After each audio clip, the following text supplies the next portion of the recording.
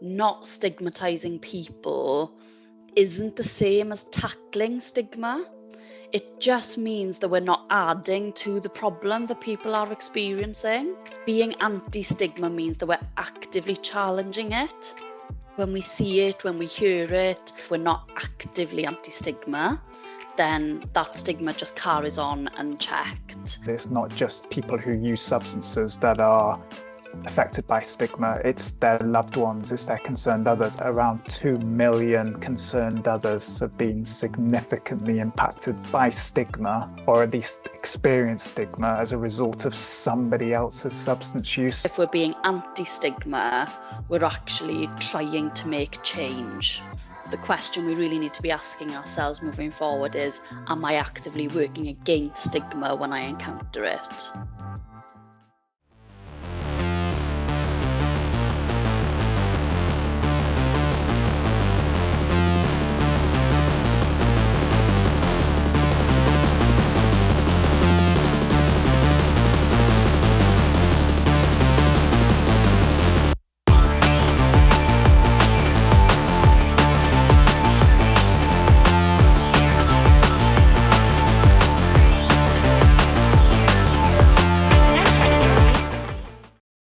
Hello, welcome to Drugs Unwrapped with myself, Rob. Today I'm delighted to be joined by Barod's own operations manager, Sian. Sian, how are we?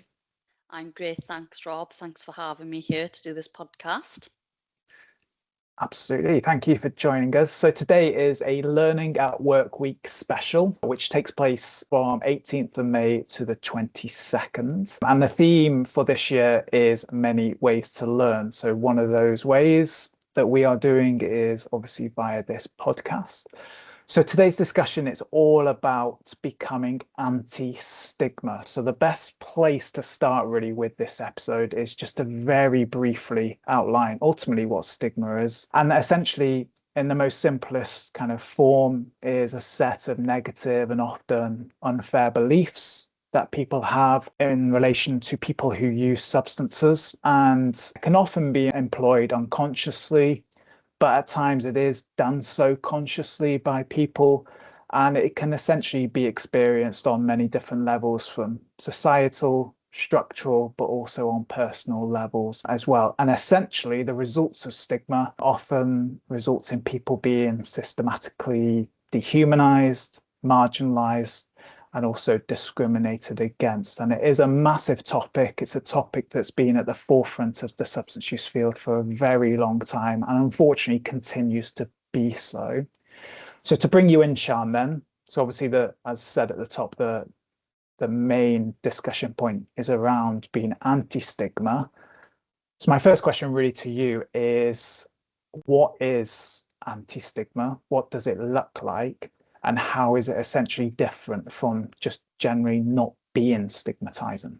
Yeah, great question, Rob. Thank you. When we're talking about being anti-stigma, I suppose many people in our sector and beyond will already think, oh, I'm not being stigmatizing, I'm already anti-stigma, or they might believe that the systems and the environments they work or live within are anti-stigma.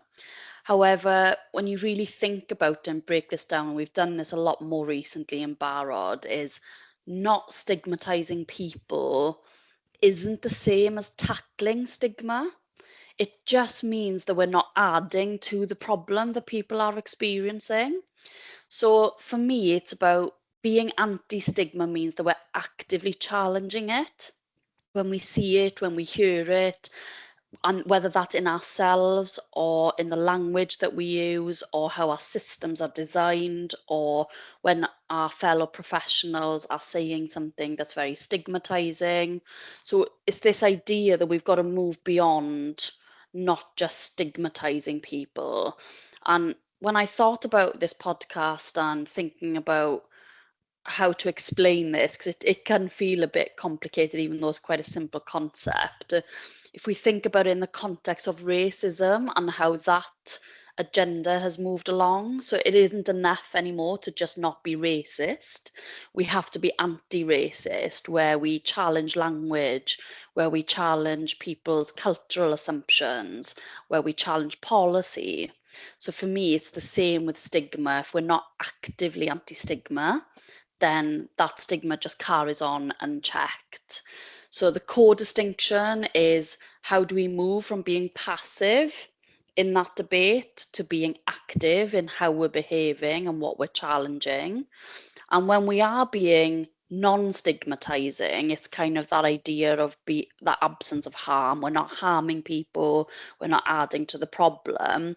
Whereas if we're being anti-stigma, we're actually trying to make change. And I think it really helps.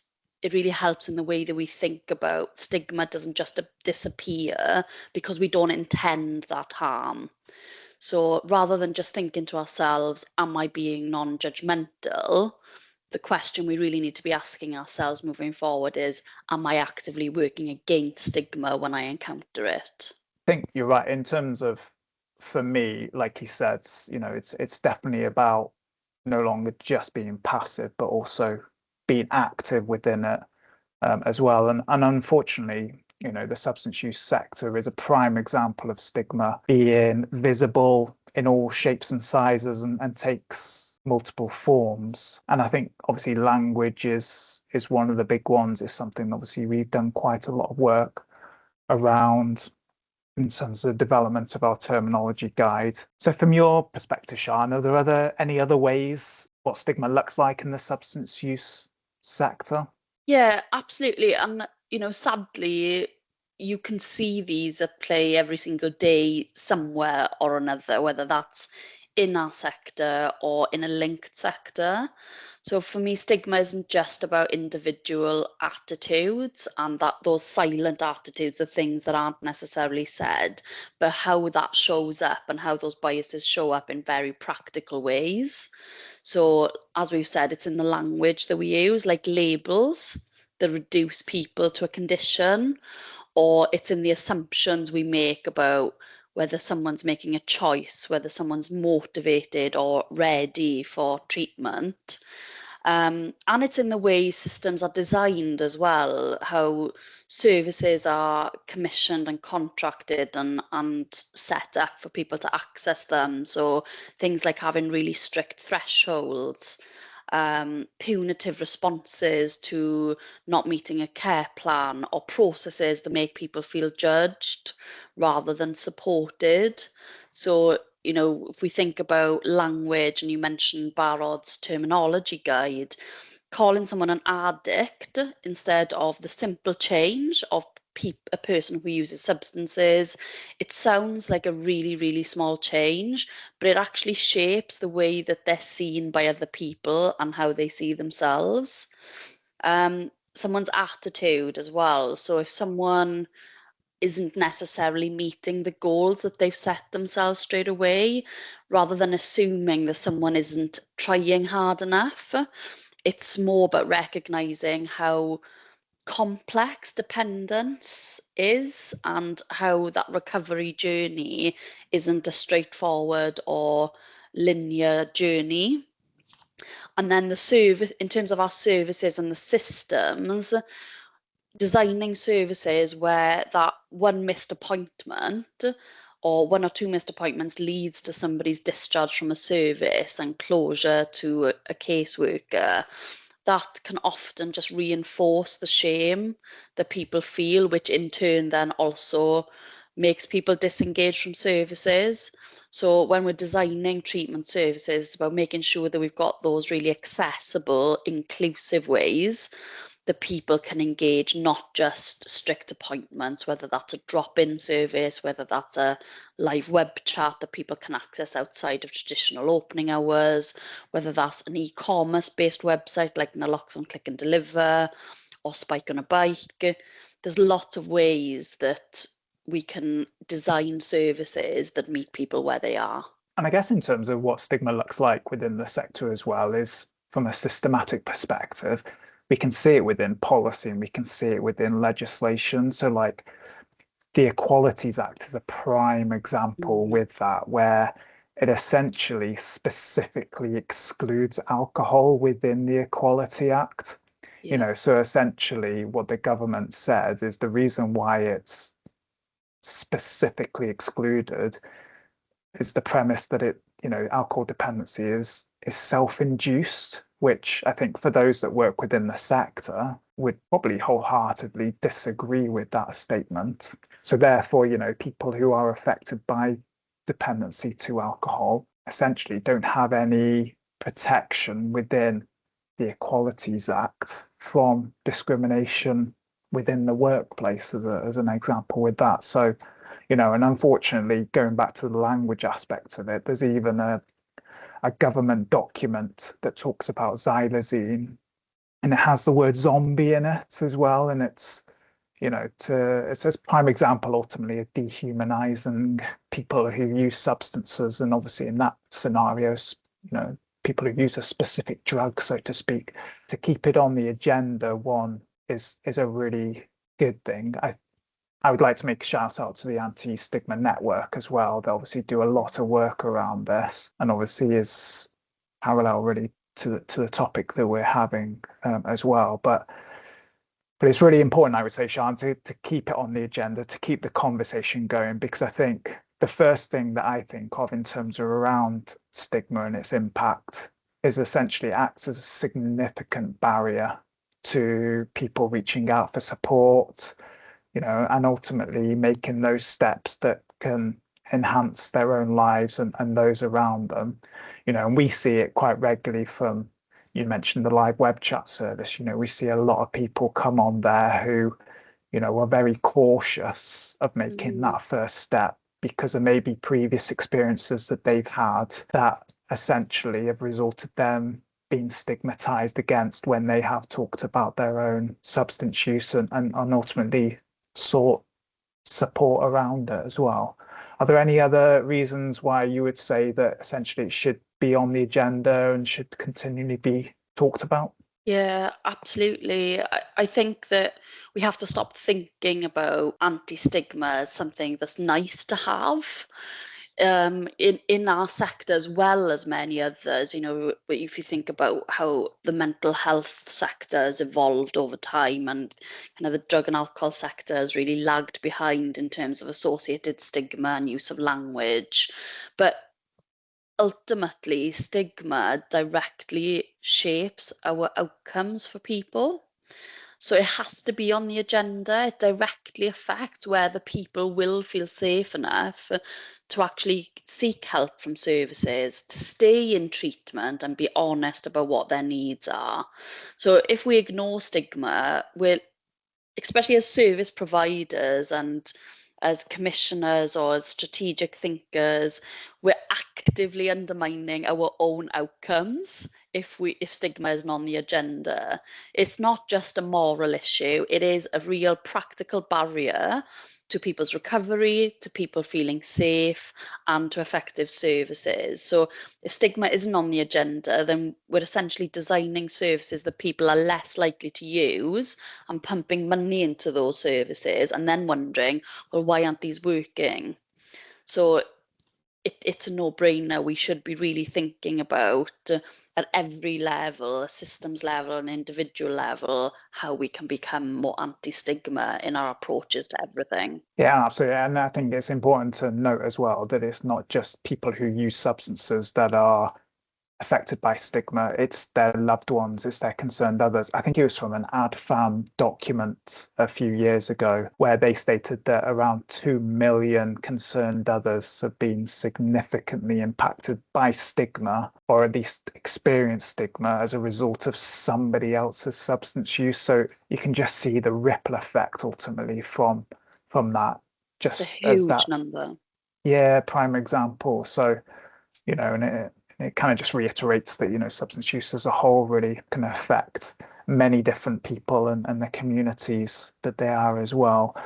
So for people listening to this, and then also in terms of our own colleagues that we work closely with, whether it be in Barod or further afield, what can people do then to become anti-stigma, to move from just not being stigmatizing, which is great, and we need to continue that, Absolutely. but also make that next step to actually being active and yeah, becoming anti-stigma.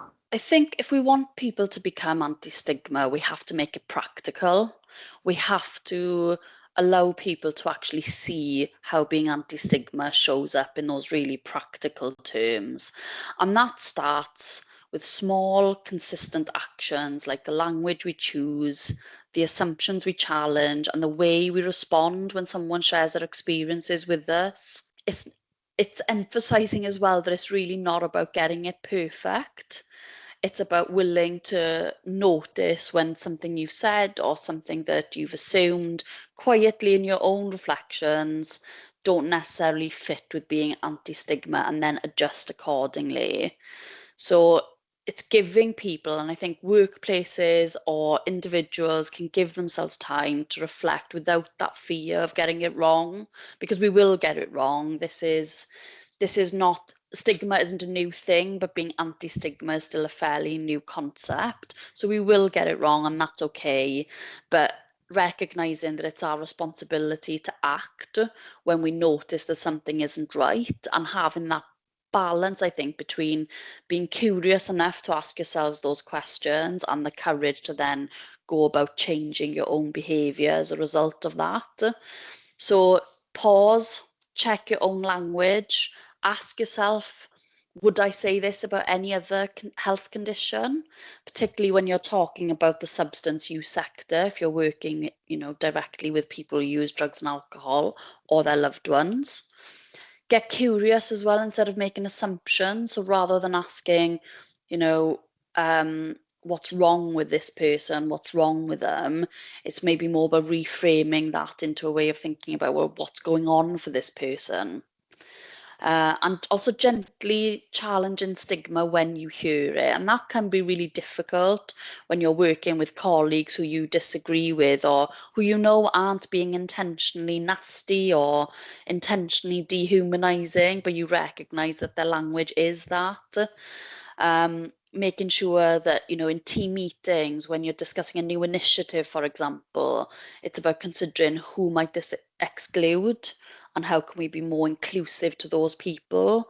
So again, it's not about being perfect. I can't emphasize that enough. It's really about being more intentional in how you think through new initiatives and plans, and what language you use, and the way you're talking to yourself, and those assumptions you're making about people who use drugs and alcohol. So you're learning from people with lived and living experience of substance use. And I think it's really interesting you say, in terms of around the language. So like I mentioned before, obviously we've developed our terminology guide, which we launched last year. And we did that in collaboration and co-production with people with lived and living experience. And I remember one person saying that we are still using terminology from the 70s, 80s in the substance use field. And, they made a very similar point that you made in terms of that within similar fields, terminology that was used back then has long gone. It's even gone in the media, whereas, we are still seeing terminology and certain language and words that are, incredibly marginalizing and dehumanizing. Obviously, we've already mentioned that before. And I think language is a really good one to finish on in terms of the main point around stigma. How people are described and how they're viewed can essentially have an everlasting impact on those individuals' lives, and essentially how they then view themselves, which can obviously have an impact moving towards their own recovery, so to speak. And some of the quotes that came from the terminology guide, and you can find these within the actual document itself. Some of the quotes that I kind of just reel off now, I found really poignant. So one of them was, once you have a label, you're stuck with it. We remember the words that are used, the names that are thrown at us, and how it makes us feel. Those two quotes came from teenagers, which I thought, kind of just emphasized the point even more. And on the flip side, then there was a quote that came out when we were doing the work with people with lived and living experience, that improving language can help work towards people being treated better and subsequently having a better experience.